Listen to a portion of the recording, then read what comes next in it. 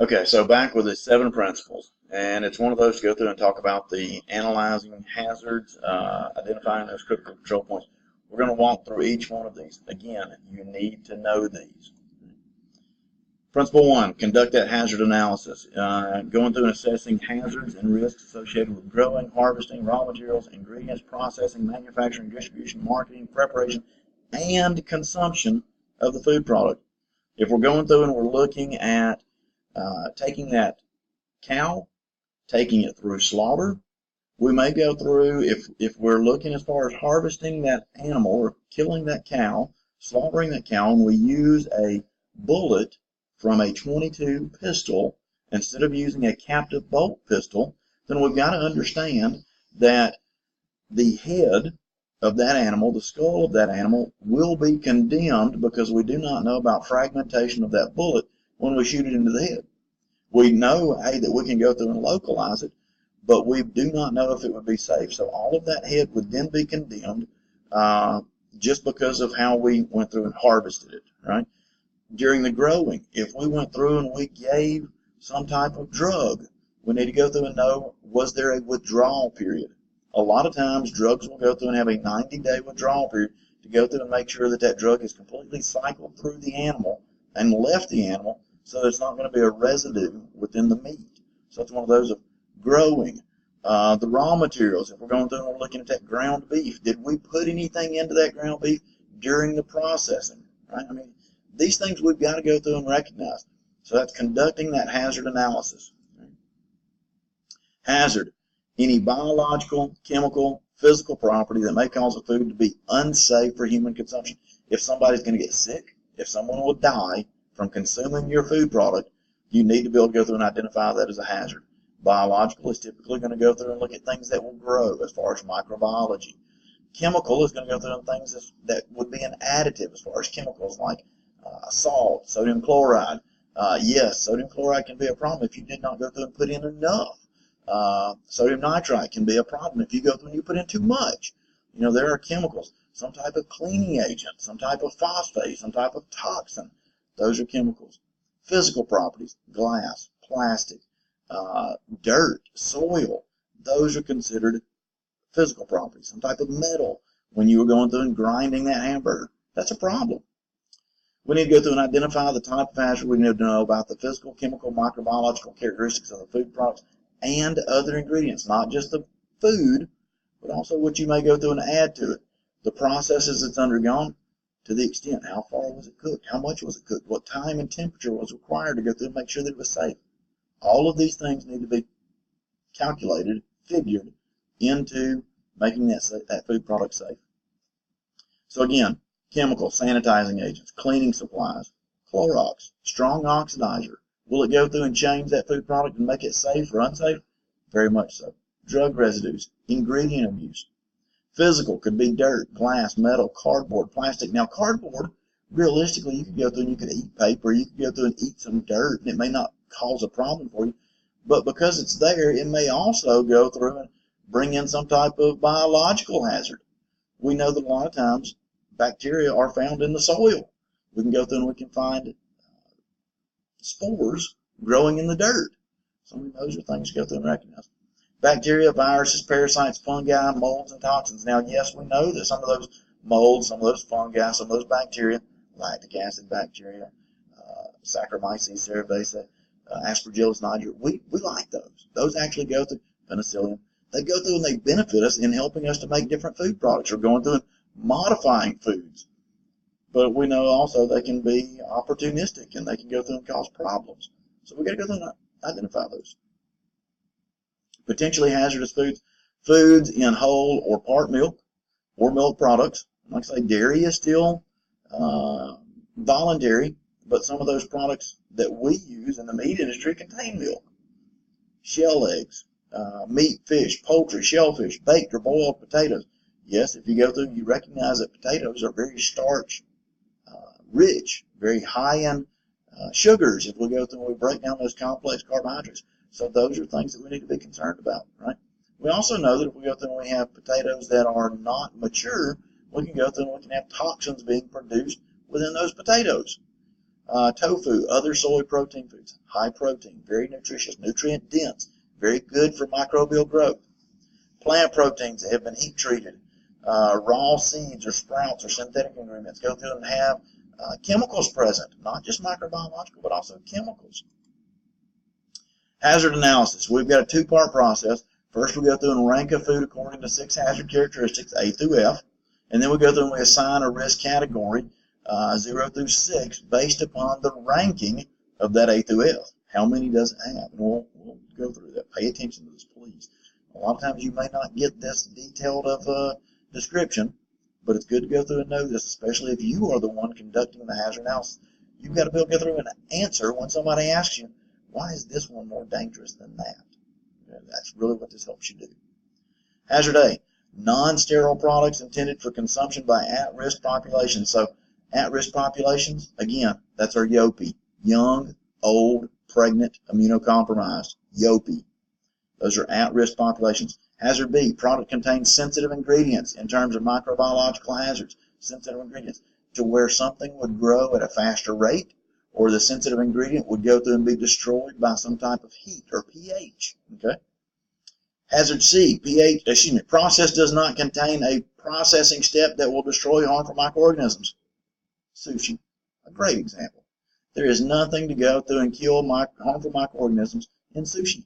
The biggest thing is that you make sure that, hey, you had healthy fish to start with. You had healthy seafood to start with. If you had unhealthy seafood to start with, well then, hey, anything you make is going to be unhealthy.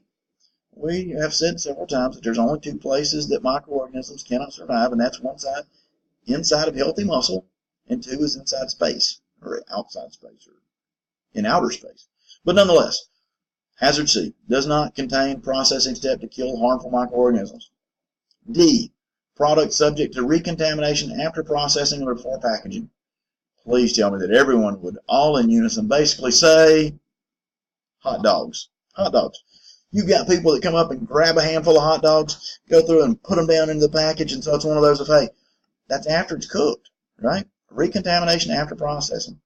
Hazard E, abusive handling during distribution and or by consumer.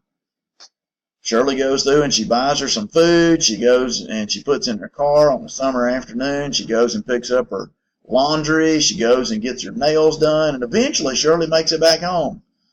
She has caused harmful packaging, harmful distribution, harmful handling. Shirley is not a good handler for her food products, and it may go through and make her sick when she does consume it. Because if she's that careless, she may also undercook it. Right? Hazard F, no terminal heat process after packaging or when cooked at home. Right? And so we may go through and have some type of jerky or something. No terminal heat process after packaging. Right? You go through and you dry it out, but then you didn't go through and make sure that it was packed, maintained after packaging. You may go through and have mold growth, like I talked about some of that yellow gold jerky that I got from Costco. So it happens. Description of the product. We need to be able to go through and know the composition as far as the ingredients, as far as what's going into it. We need to go through and know the structure and physico-chemical characteristics, solid, liquid, gel, emulsion, moisture content, pH, etc. Because, like when I go through and I talk about that pizza, that structure and physico-chemical characteristics helps me to go through and know, because I have that critical thinking background to be able to go through and say, hey, I know it's safe at this point because of these things. Right? Processing, heating, freezing, drying, salting, smoking, etc. And to what extent? Time, temperature requirement. We know that there is a time temperature requirement. I have taught that you cannot go through and cook frozen chicken breast, raw chicken breast, in the microwave. Now, don't get me wrong, people do it, people try it, but it's just kind of lucky that they haven't gotten sick. Freezing, we also go through and know that we could have Trichinella spiralis. You can freeze pork to the point to where it's safe to go through and cook it, and you don't have to worry about Trichinella spiralis or trichina going through and causing trichinosis because of freezing it for a time at a low enough temperature to go through and kill the parasite. Packaging, is it hermetically sealed? Is it vacuum sealed? Does it have a modified atmosphere? Does it have a controlled atmosphere? All of these different things as far as that food product. Is it canned? All those things have to go into it. Storage and distribution conditions. Does it have to be refrigerated? Does it have to stay out of the light? Required shelf life. Use by dates. Best before dates. This helps the consumer. This is part of that distribution. Instructions for use. Serving suggestion goes through and works as far as a picture. A lot of times you go through and you have those instructions going through and telling you to cook it, fully cook this product, or it's a fully cooked product. It goes through and lets you know more about the product right there. Any microbiological or chemical criteria is applicable. HACCP team should define the normal and expected use. Nobody, or I hope nobody, is going to go through and buy a package of bacon, take it home, cut the package open, go through and eat the bacon as it is. You could, but that's not expected. So they don't plan for that. Now, I mean, it is one of those to where it's safe enough to where you can do it, but you won't like the texture. You won't like the texture. In specific cases, the suitability of the product for particular groups of consumers, such as those institutional caterers, travelers, etc., and for those vulnerable groups of the population have to be considered. And so we go through and we now look at risk categories. Category 0, no hazard. There's nothing that's a real problem from that A through F that was earlier. Category 1, food products subject to one of the general hazard characteristics. And if we scroll back up, we can go to here as far as our A through F. A, non-sterile. B, product contains sensitive ingredients. C, does not contain a processing step. So when we go back down here, we see food products subject to one of those general hazard characteristics. Category 2, subject to 2. Category 3, subject to 3. You can guess. Category 4, again, subject to 4. And then we go through and we have Category 5, subject to all 5 general characteristics. And then Category 6, special category applied to non-sterile products intended for consumption by at-risk. All 6 hazard characteristics must be considered. So at this point, that's the most dangerous one. So when I went through and I said, hey, which one? Why are some of them more dangerous than others? This is the area that you need to go through and know. How do you prevent chemical hazards?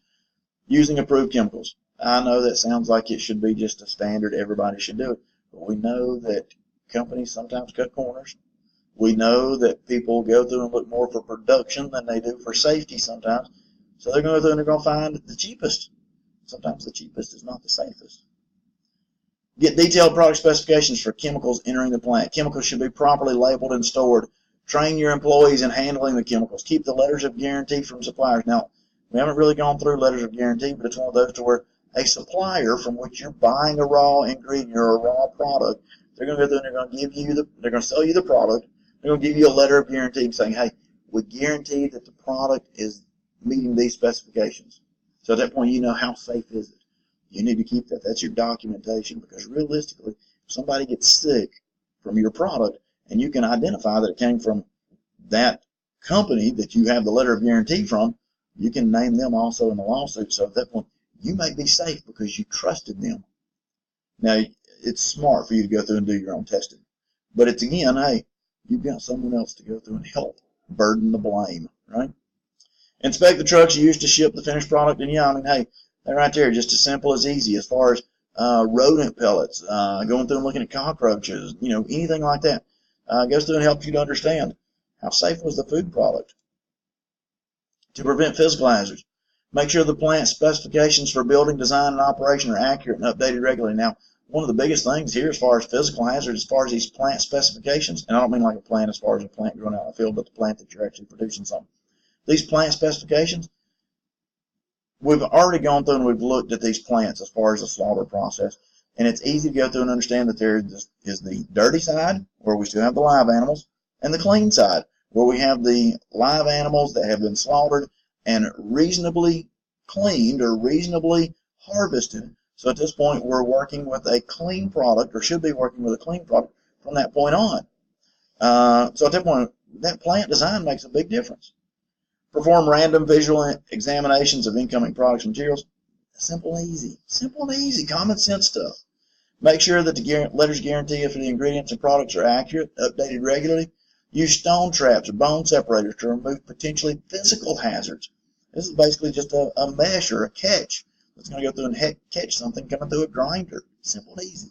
Use magnets, metal detectors. Again, easy.